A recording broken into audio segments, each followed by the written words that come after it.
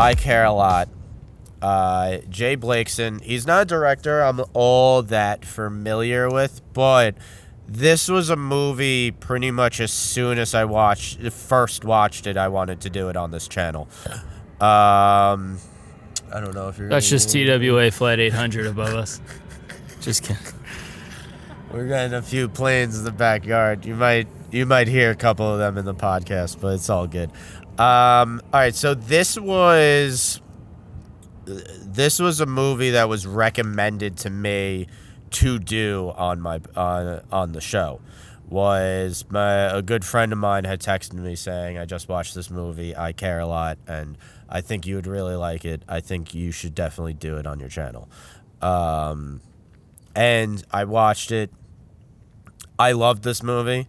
I love how it's not your typical movie that we would do on this podcast. See, I don't know if I agree with that. We kind of lean away from comedies so much. I mean, I didn't take this as a comedy. No? Not really. Well, I mean, to me, it made sense. It's sillier than we normally do. I don't know. When I saw this, it made sense that we do it on this show, and it made sense to me that you would be a fan of the show because it's kind of another one of those, like, be wary of capitalism movies. Yeah. Well, I did, but it's taking a different approach because a lot of these be wary of capitalism movies, they're from the point of view of the people who are being taken advantage of.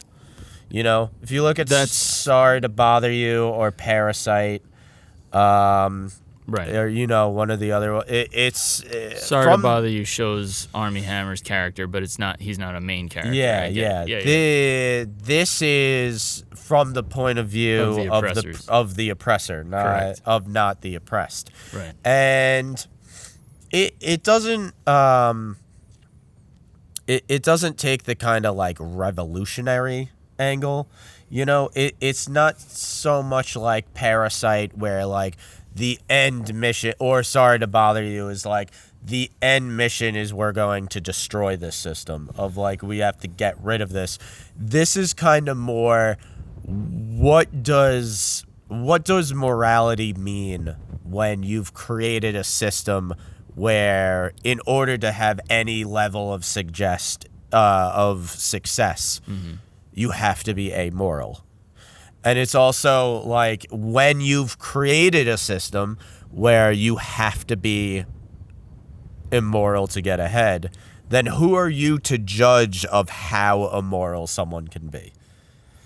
I mean, yeah, it's an interesting thought. And one thing they say early on is just like the idea that, working hard and doing the right thing is a myth that the wealthy created to keep basically the masses docile. And, I don't think you necessarily have to be evil to get ahead. I don't personally believe that.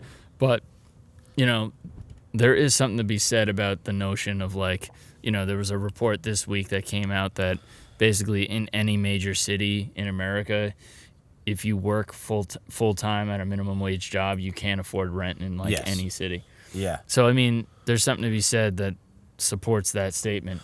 Well, this is like Sorry to Bother You.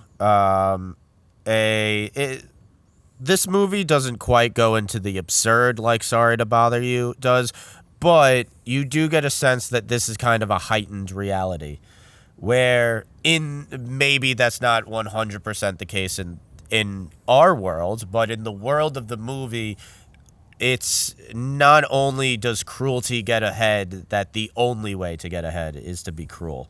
And that the only way to get ahead is what our protagonist, Marla, kind of refers to as rule breaking. Of you have to break the rules to get ahead. And that people can't really judge you for how you decide to break the rule.